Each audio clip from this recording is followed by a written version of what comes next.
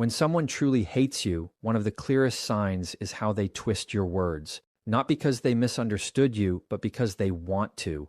You could say something neutral, even kind, and they'll find a way to make it sound like an insult or an attack. It's not about clarity, it's about control. They're not listening to understand, they're listening to arm themselves. Every conversation becomes a trap. You try to explain yourself, but the more you talk, the more they bend your meaning.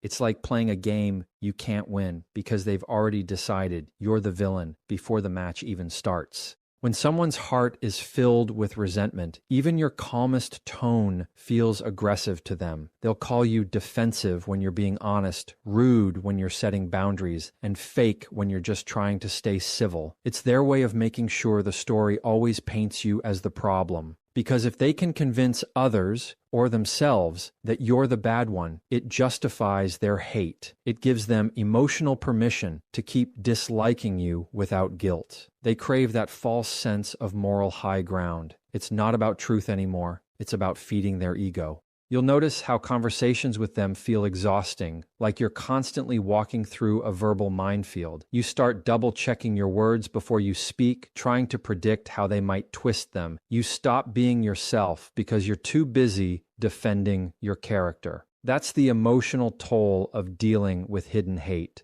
It's not the argument that hurts, it's the constant need to prove you didn't mean harm. And after a while, you start realizing that no matter how gently you speak, how clear you are, they'll still find a reason to be offended. That's when you know it's not about misunderstanding, it's about intention. This kind of person doesn't want resolution. They want ammunition. Every word you say becomes another piece of evidence for the story they've built about you. They'll bring up old things, misquote you, or twist a moment from months ago just to reignite a flame that should have gone out. It's their way of keeping the conflict alive, because hate for them is fuel. It gives them something to focus on, something to blame, something to feel powerful over. And as long as they can keep you reacting, they keep winning. The trick is they feed off your reaction, not your reason. The best way to see through this behavior is to stop explaining yourself to people committed to misunderstanding you. That's what Jefferson Fisher would call emotional maturity in action. You don't have to convince them of your side. You don't have to reframe your truth just to fit their narrative. When someone hates you that deeply, logic won't change their heart. Silence, however, will reveal everything. When you stop engaging, their twisting loses power. You take back control not by fighting back, but by not playing the game at all. And that's the part that hurts the most for them, because hate can't survive without attention. The moment you stop feeding it, it turns back on them. It exposes their bitterness, their insecurity, their need to always be right. You'll notice their energy shift. They'll try harder to provoke you, to get a reaction, to twist something new, but if you stay steady, calm, and grounded, the truth eventually becomes clear to everyone around them. When someone hates you, they'll twist your words. When you love yourself enough not to respond, they twist themselves instead. One of the most painful signs that someone truly hates you is when they quietly celebrate your failures and pretend not to notice your successes. They might smile when things go wrong for you, not out of concern, but out of quiet satisfaction. When you stumble, they act like it's proof that they were right about you all along. And when you achieve something, they suddenly turn silent, change the subject, or give you a compliment that feels more like a jab. They don't want to see you grow because your growth threatens the story they tell themselves about being better than you. Hate doesn't always look like open aggression. Sometimes it looks like withheld applause. You'll notice how they seem to light up when you share a struggle. They lean in, ask questions, even act supportive, but deep down, they're collecting those moments like trophies. Your pain feeds their ego. It makes them feel superior. They'll never admit it, but they like seeing you doubt yourself because your insecurity validates their resentment. And when you start doing better, when you finally overcome what they thought would break you, their entire attitude shifts. They suddenly become distant, cold, or sarcastic. It's not coincidence, it's discomfort, because your success shines a light on the parts of them they don't want to see. Haters can't stand seeing you win because it disrupts the narrative they've built in their minds. They need you to fail so they can feel justified in their hate.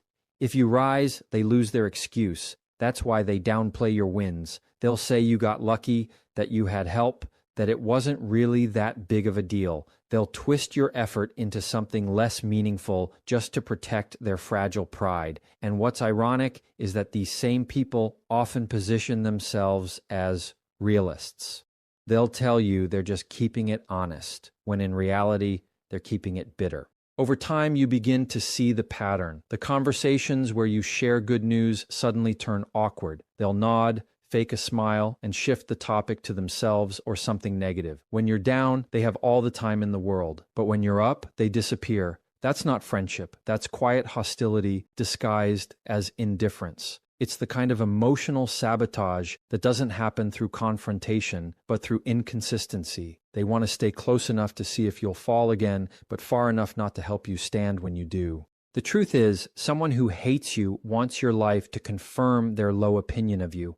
That's why your progress makes them uncomfortable. It proves them wrong. It challenges their story. It reminds them that they wasted energy rooting against someone who kept going anyway. The more you shine, the more their envy burns. And envy is just hate that doesn't have the courage to say its name. So when they try to minimize your joy or ignore your milestones, don't take it personally. It's not that you're doing something wrong, it's that you're doing something they can't. And this is where your maturity has to step in.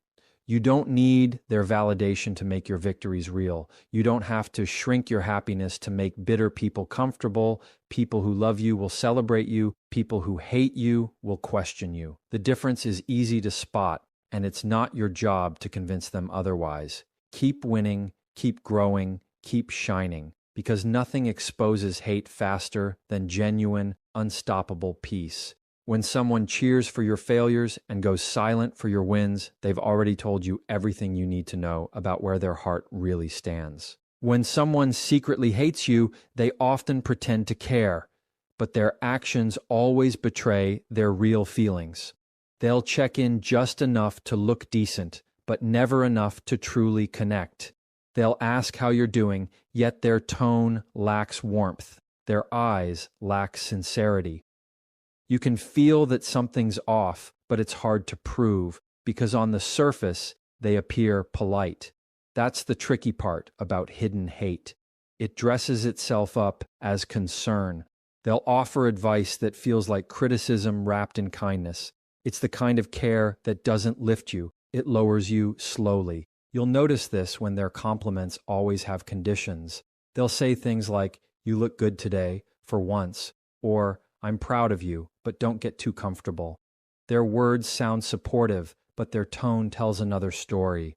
It's not love, it's mockery disguised as maturity. And when they pretend to defend you, it's usually in a way that still makes you look bad. They'll say, "Yeah, they can be difficult, but they mean well."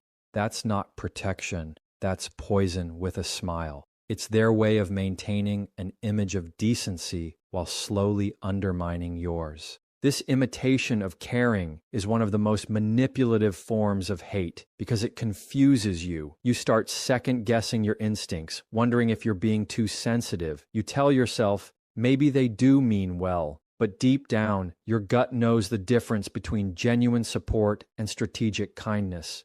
Real care makes you feel safe. Fake care makes you feel small. When someone hates you, they'll act concerned only when it benefits them, when it earns them praise or gives them information they can later use against you. Their version of empathy has an agenda. The reason they imitate caring is simple. It's about control. Open hostility exposes them, but pretending to care lets them stay close enough to keep tabs on you. They'll play the role of the understanding one, the honest friend, the voice of reason, but their goal is to keep you doubting yourself. That way, when they finally hurt you or gossip about you, they can say, "I was just trying to help." Hate doesn't always scream. Sometimes it whispers through fake compassion. It's manipulation with manners. And this is where emotional intelligence becomes your armor. When you start noticing these subtle contradictions, the smile that doesn't reach their eyes, the advice that cuts deeper than it helps, the compliments that sting, You stop responding to words and start paying attention to energy. You realize